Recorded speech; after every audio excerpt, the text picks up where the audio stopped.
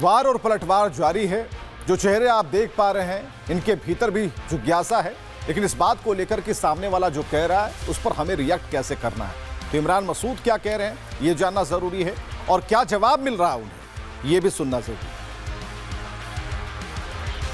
गाओ वंदे मातरम, हम इन्हें नया नया प्रेम जागा है वंदे मातरम से। हमारे यहाँ तो 1904 से गाया जा रहा है, और जो गुरु रविन्द्रनाथ टैगोर ने अप्रूव किया था वही गाया जा रहा है। तुष्टिकरण क्या है, तो ये गा लेते ना, ये जो अंग्रेजों के पिट्ठू बैठे हुए थे वहां पे उस वक्त, जो इनके महापुरुष जिन्हें बना रहे हैं ये, वो गा लेते भैया। हमारे यहाँ तो 1904 से माना जा रहा है, ये तो आज मान रहे हैं, हम तो 1904 से मान रहे हैं। अब कानून भी बन गया है, आप कह रहे हैं कि मैं तो नहीं गाऊंगा वंदे मातरम में, खड़ा हो जाऊंगा। हाँ तो खड़ा हो जाऊंगा, सम्मान करूंगा। और क्या होता है सम्मान? राष्ट्रगान का सम्मान खड़ा होना ही है, राष्ट्रगीत का सम्मान खड़ा ही होना तो है। खड़ा हो जाऊंगा, गाओ तुम, खड़ा हो जाऊंगा अभी सीधा।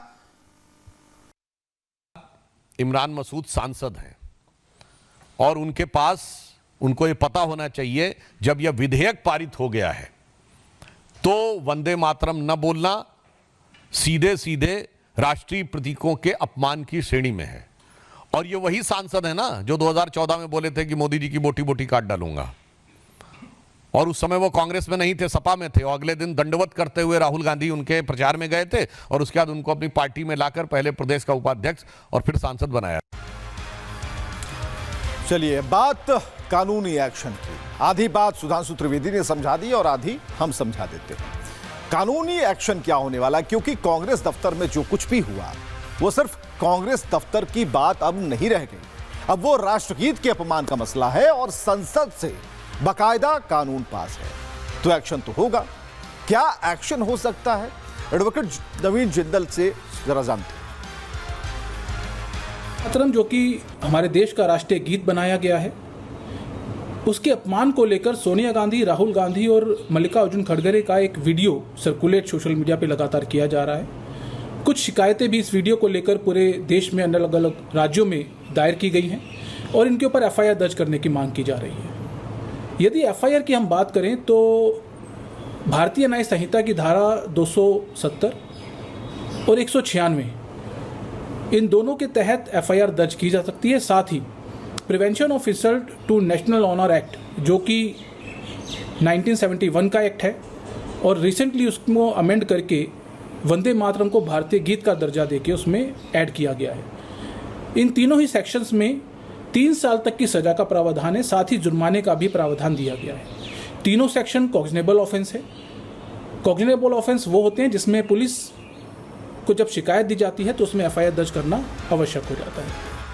चलिए, हमने कहा था कि आधी बात उन्होंने समझाई, आधी हम समझाएंगे और आधी वकील साहब विनीत जिंदल साहब ने समझा दी। एक तरफ वंदे मातरम का गान रुकवाकर कांग्रेस ने समस्या मोल ले ली है, वहीं 15 अगस्त को प्रधानमंत्री ने जिस तरीके से दिमागी नक्सल पर हमला बोला उससे भी कांग्रेस तिलमिला गई। कांग्रेस नेताओं ने खुलकर खुद को दिमागी नक्सल कहना शुरू कर दिया और इससे वो एक बार फिर बीजेपी के निशाने पर आ गए। रिपोर्ट देखिए।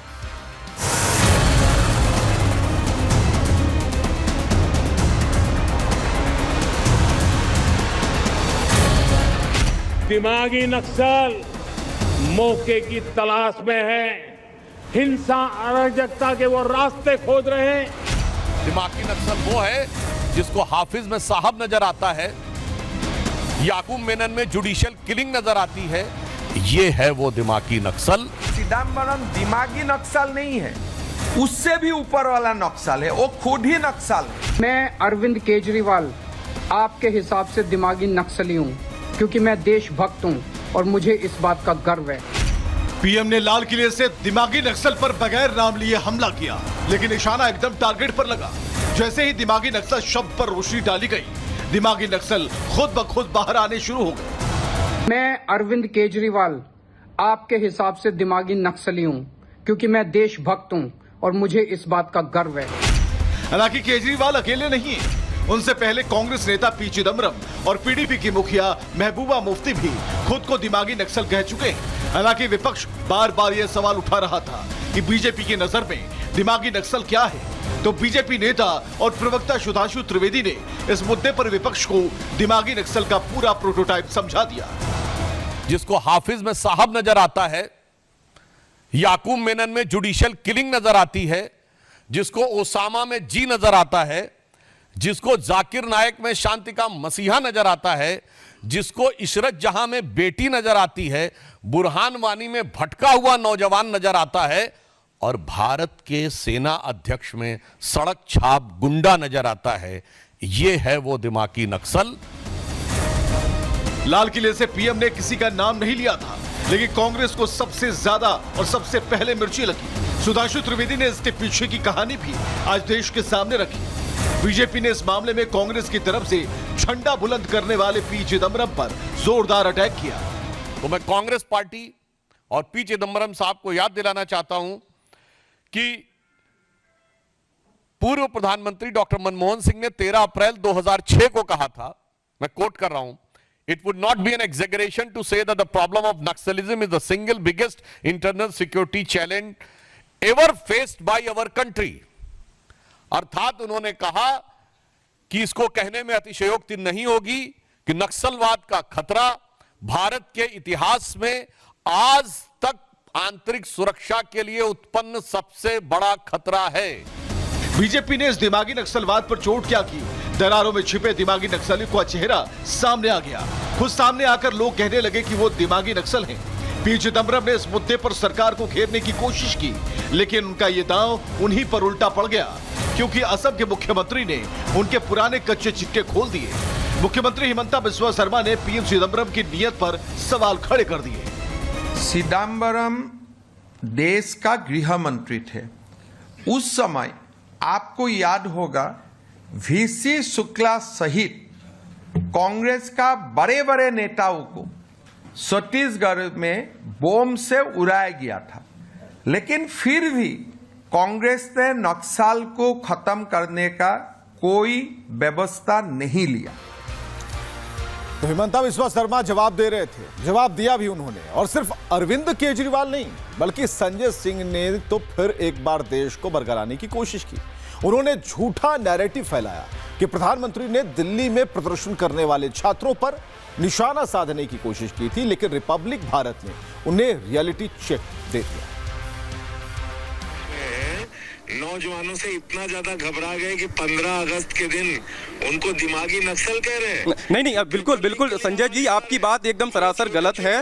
नहीं, उन्होंने छोटे बच्चे सुनिए। प्रधानमंत्री, देखिए मैं आपकी बात को बीच में काटना नहीं चाहता, लेकिन अगर आप गलत जानकारी देंगे हमारे दर्शकों को तो मुझे आपकी बात काटनी पड़ेगी संजय जी, क्योंकि मैं आपकी बात बात को फिर इसका मतलब आप सही सुनना नहीं चाहते। नहीं, बिल्कुल सर, प्रधानमंत्री ने बिल्कुल भी छात्रों के लिए नहीं कहा है, ना उन्होंने।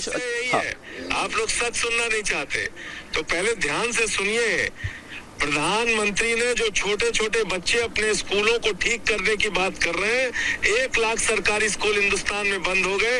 1,20,000 सरकारी स्कूल हैं जिसमें एक टीचर है। 98,000 सरकारी स्कूल ऐसे हैं जिसमें बच्चियों। संजय जी स्कूल, संजय जी मैं आपको 1 सेकंड रोक रहा हूं। संजय जी 1 सेकंड, देखिए स्कूल होने चाहिए, छात्रों को बेहतर शिक्षा व्यवस्था मिले, ये रिपब्लिक भारत भी चाहता है, लेकिन प्रधानमंत्री मोदी ने एक बार ना तो छात्रों के शब्द का इस्तेमाल किया है, ना ही उन्होंने किसी राजनेता का नाम लिया है। उन्होंने तो बस उस सोच पर प्रहार किया है जो सोच छात्रों को भड़का रही है, वो सोच जो प्रदर्शन कर रहे छात्रों को, जो जिनका सच में मुद्दा था।